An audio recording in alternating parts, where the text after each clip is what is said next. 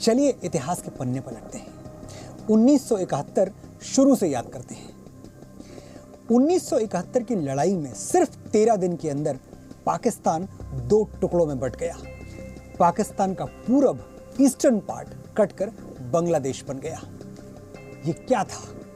ये हमारा युद्ध कौशल था। ये मोहम्मद अली जिन्ना के कर्मों का फल था और उनके किए की सजा पाकिस्तान भुगत रहा था। इत्तेफाक देखिए, 1947 में भारत बांटा, 1971 में खुद बंट गया। इस प्रचंड विजय के बाद भारत की प्रधानमंत्री इंदिरा गांधी को दुर्गा का अवतार बताया जा रहा था, लेकिन कुछ ही समय बाद उनसे एक भूल हो गई। वो भूल क्या थी? 1971 के युद्ध में भारत की सेना के सामने 93,000 पाकिस्तानी सैनिकों ने सरेंडर कर दिया था।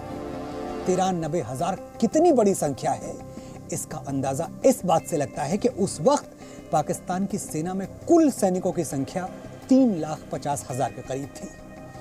93,000 सैनिकों के आत्मसमर्पण का मतलब था कि पाकिस्तान के 26% सैनिक भारत के आगे हथियार डाल चुके थे। 6 महीने तक ये सभी सैनिक हमारी जेलों में बंद थे, लेकिन उसके बाद इंदिरा गांधी ने अपने पिता वाली उदारता दिखाई और बंदी बनाए गए 93,000 पाकिस्तानी सैनिकों को रिहा कर दिया।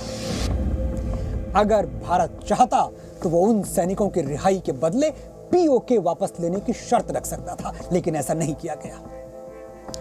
भारत ने न सिर्फ 93,000 सैनिकों को छोड़ा, बल्कि युद्ध में जीती हुई 15,000 वर्ग किलोमीटर जमीन भी पाकिस्तान को लौटा दी। और ये सब हुआ शिमला समझौते के बाद।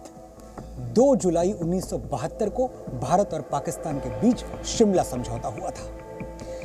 1971 का युद्ध जीतने के 6 महीने बाद हुए समझौते के कागजात पर भारत की तत्कालीन प्रधानमंत्री इंदिरा गांधी और पाकिस्तान के तत्कालीन प्रधानमंत्री जुल्फिकार अली भुट्टो ने हस्ताक्षर किए थे। समझौते के मुताबिक दोनों देशों ने तय किया था कि दोनों पक्ष सभी विवाद शांतिपूर्ण तरीके से निपटाएंगे और जम्मू कश्मीर में नियंत्रण रेखा का उल्लंघन नहीं किया जाएगा। इस समझौते से पाकिस्तान का काम बन गया। उसे उसकी जमीन वापस मिल गई। अगर उसी वक्त पाकिस्तान के पर कतर दिए जाते तो 90 के दशक में ना कश्मीर में आतंकवाद पनपता, ना 1999 में कारगिल युद्ध लड़ने की जरूरत पड़ती और ना ही उन पहाड़ों में भारत मां के 527 बेटों की हिम समाधि बनती। Presenting B News app, available on Google Play and App Store. Download it now.